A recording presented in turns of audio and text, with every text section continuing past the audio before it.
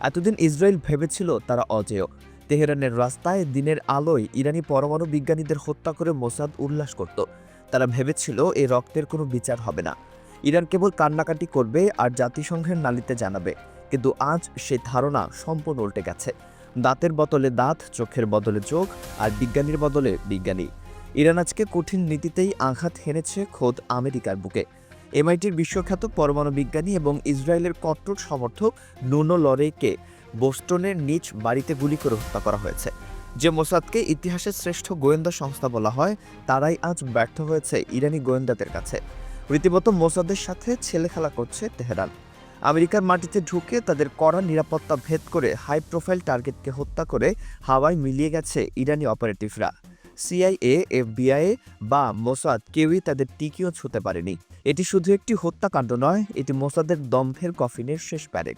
কিন্তু প্রশ্ন হলো, কিভাবে ইরানি অপারেটিভরা আমেরিকার কড়া নিরাপত্তা ভেদ করে এমআইটির বিজ্ঞানীকে হত্যা করে হাওয়ায় মিলিয়ে গেল? সিআইএ বা এফবিআই কেন কোনো সূত্র, কোনো ফুটেজ, কোনো সন্দেহভাজন কিছুই খুঁজে পাচ্ছে না? ইসরায়েল কেন সন্দেহ করছে যে এই হত্যাকাণ্ডের পেছনে ইরানের হাত রয়েছে? নুনো লরি কি গোপনে ইসরায়েলের পরমাণু কর্মসূচির সাথে যুক্ত ছিলেন? তিনি কি মোসাদের কোনো গোপন প্রজেক্টে কাজ করছিলেন? মহসিন ফাকরিজাদের মতো ব্যক্তিদের থেকে শুরু করে মোস্তফা আহমদি রোশন ইসরায়েল অতীতে যেসব ইরানি বিজ্ঞানীকে হত্যা করেছিল, তার বদলা কি ইরান এভাবে নিচ্ছে? এটা কি এক নতুন এবং রক্তক্ষয়ী শ্যাডো ওয়ার বা ছায়াযুদ্ধের শুরু? মোসাদ কি তাদের সোর্স এবং সম্পদ রক্ষা করতে ব্যর্থ হচ্ছে? ইরানের গোয়েন্দা সংস্থা কি এখন মোসাদের চেয়েও বেশি দক্ষ, বেশি স্মার্ট এবং বেশি ভয়ঙ্কর হয়ে উঠেছে? এই গল্পের শুরু আজ থেকে নয়, শুরু হয়েছিল আরও এক দশক আগে, যখন মোসাদ একতরফাভাবে ইরানের সেরা মস্তিষ্কগুলোকে হত্যা করছিল। 2010 সালের 12ই জানুয়ারি তেহরান বিশ্ববিদ্যালয়ের অধ্যাপক মাসুদ আল মোহাম্মদীকে তার বাড়ির সামনেই রিমোট কন্ট্রোল বোমা দিয়ে উড়িয়ে দেওয়া হয়। মোসাদ ভেবেছিল ইরান ভয় পাবে, কিন্তু ইরান থামেনি। 2010 সালের 29 নভেম্বর ইরানের শীর্ষ পরমাণু বিজ্ঞানী মাজিদ শাহরিয়ারি এবং ফেরদুন আব্বাসি দেওয়ানি উভয়ের গাড়িতে মোটরবাইক আরোহীরা ম্যাগনেটিক বোমা বা স্টিকি বোমা লাগিয়ে দেয়। শাহরিয়ারি ঘটনাস্থলে শহীদ হন। মোসাদ তখন গর্ব করে বলেছিল তারা ইরানের পরমাণু কর্মসূচি পঙ্গু করে দিয়েছে। 2011 সালে দারিউশ রেজা নিজাতকে তার স্ত্রী ও সন্তানের সামনে গুলি করে হত্যা করা হয়। 2012 সালে নাতানজ ইউরেনিয়াম সমৃদ্ধকরণ কেন্দ্রের ডেপুটি ডিরেক্টর মোস্তফা আহমদ রোশনকেও একইভাবে হত্যা করা হয়। এবং সবশেষ 2020 সালে ইরানের পরমাণু কর্মসূচির জনক মোহসেন ফখরিজাদিকে স্যাটেলাইট নিয়ন্ত্রিত মেশিনগান দিয়ে হত্যা করা হয়। মোসাদ তখন তাদের সাফল্যের চূড়ায় ছিল। তারা ভাবত তারা যা খুশি তাই করতে পারে এবং কেউই তাদের স্পর্শ করতে পারবে না। কিন্তু তারা ভুলে গিয়েছিল প্রকৃতি কখনো শূন্যস্থান রাখে না। তাদের প্রতিটি আঘাত ইরানের ভেতরে প্রতিশোধের আগুন জ্বালিয়ে দিচ্ছিল। সেই আগুনের স্ফুলিঙ্গই আজ দাবানল হয়ে জ্বলে উঠেছে আমেরিকার বোস্টনে। এমআইটির বিশ্বখ্যাত নিউক্লিয়ার ফিউশন গবেষক এবং পদার্থবিজ্ঞানী নুনো এফ লরিরো 47 বছর বয়সী এই বিজ্ঞানী 3 সন্তানের জনক।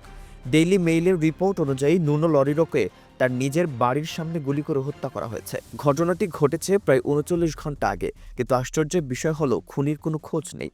স্থানীয় পুলিশ এবং এফবিআই হোম হয়ে খুঁজছে, কিন্তু তাদের হাতে কোনো লিড নেই, কোনো সন্দেহভাজন নেই, এমনকি সিসিটিভি ফুটেজও কিছু পাওয়া যাচ্ছে না। এটি একটি পারফেক্ট মার্ডার বা নিখুঁত হত্যাকাণ্ড। জেরুজালেম পোস্ট রিপোর্ট করেছে ইসরায়েলি কর্মকর্তারা সন্দেহ করছেন এর পেছনে ইরানি অপারেটিভদের হাত রয়েছে, কারণ নুনো লরিরো প্রকাশ্যে ইসরায়েলের পক্ষে কথা বলতেন এবং তিনি নিউক্লিয়ার সায়েন্স বা পরমাণু বিজ্ঞানে বিশেষজ্ঞ ছিলেন। ইসরায়েলের গোয়েন্দারা মনে করছে এটি ইরানের পক্ষ থেকে একটি বার্তা, তোমরা আমাদের বিজ্ঞানীদের মেরেছ, আমরাও তোমাদের বিজ্ঞানীদের ছাড়ব না। পুলিশের তদন্তকারীরা বলছেন খুনি ছিল অত্যন্ত পেশাদার এবং প্রফেশনাল হিটম্যান। সে কোনো ফিঙ্গারপ্রিন্ট বা ডিএনএ রেখে যায়নি। সায়েন্স লেয়ার সাইলেন্সার ব্যবহার করায় প্রতিবেশীরাও গুলির শব্দ শোনেনি। ঠিক যেমনভাবে মোসাদ তেহরানে অপারেশন চালাতো, এবার ঠিক সেই একই কায়দায় অপারেশন চালানো হয়েছে বোস্টনে। এটি সাধারণ কোনো খুন নয়, এটি এক নিখুঁত কভার্ট অপারেশন। এ হত্যাকাণ্ড প্রমাণ করে মোসাদ আজ কতটা অসহায়। তারা নিজেদের বিশ্বের শ্রেষ্ঠ গোয়েন্দা সংস্থা বলে দাবি করে, কিন্তু তাদের চোখের সামনে তাদের সবচেয়ে বড় মিত্র আমেরিকার মাটিতে তাদেরই একজন ঘনিষ্ঠ বিজ্ঞানী খুন হয়ে গেলেন, আর মোসাদ কিছুই করতে পারল না। এটি মোসাদের জন্য এক বিশাল গোয়েন্দা ব্যর্থতা বা ইন্টেলিজেন্স ফেইলিয়র। তারা নুনো লরিরোকে সুরক্ষা দিতে পারেনি, তারা জানতেও পারেনি যে ইরানি হিট স্কোয়াড বোস্টনে ঢুকে পড়েছে। ইরানি গোয়েন্দারা প্রমাণ করেছে তারা এখন মোসাদের চেয়েও এক ধাপ এগিয়ে। তারা এমনভাবে অপারেশন চালিয়েছে যে বিশ্বের সবচেয়ে শক্তিশালী পুলিশ বাহিনী এফবিআইও অন্ধকারে হাতড়ে বেড়াচ্ছে। এটি প্রমাণ করে ইরানের গোয়েন্দা সক্ষমতা এখন এক ভিন্ন উচ্চতায় পৌঁছেছে। তারা এখন আর ডিফেন্সিভ বা রক্ষণাত্মক নয়, তারা এখন অফেন্সিভ বা আক্রমণাত্মক খেলছে। বিশ্লেষকরা বলছেন এটি একটি ক্লাসিক টিট ফর ট্যাট বা যেমন কর্ম তেমন ফল। ইরান দীর্ঘদিন ধৈর্য ধরেছিল, কিন্তু মহসিন ফাকরিজাদের হত্যার পর ইরান তাদের কৌশল পরিবর্তন করেছে। ইরান এখন ইসরায়েলকে তাদের ভাষায় জবাব দিচ্ছে, সেনার বদলে সেনা, বিজ্ঞানীর বদলে বিজ্ঞানী। নুনো লরিরোকে হত্যাকাণ্ড কোনো বিচ্ছিন্ন ঘটনা নয়, এটি একটি নতুন যুদ্ধের সূচনা, যেখানে যুদ্ধের ময়দান কোনো সীমান্ত নয়, বরং বিজ্ঞানাগার এবং ল্যাবরেটরি। ইসরায়েল যেমন ইরানের পরমাণু কর্মসূচি ধ্বংস করতে চায়, ইরানও এখন ইসরায়েলের পরমাণু সক্ষমতার পেছনের মস্তিষ্কগুলোকে টার্গেট করেছে। নুনো লরিরো ছিলেন নিউক্লিয়ার ফিউশন বা সংযোজন প্রক্রিয়ার বিশেষজ্ঞ, যা ভবিষ্যতের পরমাণু শক্তির চাবিকাঠি। তাকে সরিয়ে দিয়ে ইরান হয়তো ইসরায়েলের ভবিষ্যৎ পরিকল্পনায় বড় আঘাত হেনেছে। সবচেয়ে ভয়ের বিষয় হলো এই ঘটনাটি ঘটেছে আমেরিকার মাটিতে। আমেরিকা নিজেকে বিশ্বের সবচেয়ে নিরাপদ দেশ মনে করে, কিন্তু ইরান প্রমাণ করে দিল তাদের হাত অনেক লম্বা। নিউ ইয়র্ক, ওয়াশিংটন বা বোস্টন, কোথাও ইসরায়েলের বন্ধুরা নিরাপদ নয়। ইরানি অপারেটিভরা আমেরিকার হোমল্যান্ড সিকিউরিটিকে বুড়ো আঙুল দেখিয়ে তাদের মিশন সফল করেছে। আমেরিকা এখন এক উভয় সংকটে। তারা যদি ইরানের বিরুদ্ধে ব্যবস্থা নিতে যায় তবে পরিস্থিতি আরও খারাপ হতে পারে, আর যদি চুপ করে থাকে তবে তাদের দুর্বলতা প্রকাশ পাবে।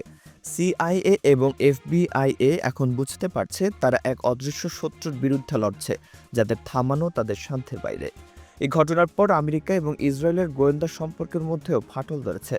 সিআইএ কর্মকর্তারা মোসাদকে দোষারোপ করছেন যে তাদের কারণেই আমেরিকার মাটিতে এই সহিংসতা ছড়িয়ে পড়েছে।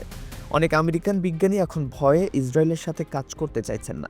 তারা ভাবছেন ইসরায়েলের সাথে হাত মেলানো মানেই নিজেদের বুকে টার্গেট এঁকে দেওয়া। মোসাদ এখন তাদের সবচেয়ে বড় সম্পদ বিশ্বাস হারাতে বসেছে। একসময় মিথ বা কিংবদন্তি ছিল মোসাদ। এনটেবে উদ্ধার অভিযান বা মিউনিখ অলিম্পিকের প্রতিশোধ, এসব গল্প শুনে মানুষ বড় হয়েছে, কিন্তু আজকের মোসাদ সে ছায়া মাত্র। তারা হামাসের হামলা ঠেকাতে পারেনি, তারা ইরানের মিসাইল হামলা ঠেকাতে পারেনি, আর এখন তারা তাদের বিজ্ঞানীদেরও বাঁচাতে পারছে না। মোসাদ এখন একটি জং ধরা তলোয়ার। অন্যদিকে ইরানের গোয়েন্দা সংস্থা আইআরজিসির ইন্টেলিজেন্স অর্গানাইজেশন বা সাভক এখন অনেক বেশি শার্প বা ধারালো। তারা মোসাদের প্রতিটি চাল আগে থেকেই ধরে ফেলছে এবং পাল্টা চাল দিচ্ছে। মোসাদের সাথে রীতিমতো ছেলে খেলা করছে ইরান।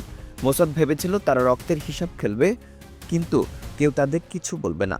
কিন্তু তারা ভুলে গিয়েছিল প্রতিটি ক্রিয়ারই একটি সমান ও বিপরীত প্রতিক্রিয়া আছে। ইরান আজ সে প্রতিক্রিয়াটাই দেখালো। নুনো লরিরোর মৃত্যু ইসরায়েলকে মনে করিয়ে দিল তাদের বিজ্ঞানীরা মরণশীল, তাদের ঘরও অরক্ষিত। রক্তের হিসাব এখন কড়ায় গন্ডায় চুকানো হচ্ছে। মোসাদের দম্ভ আজ আমেরিকার মাটিতে লুটিয়ে পড়েছে।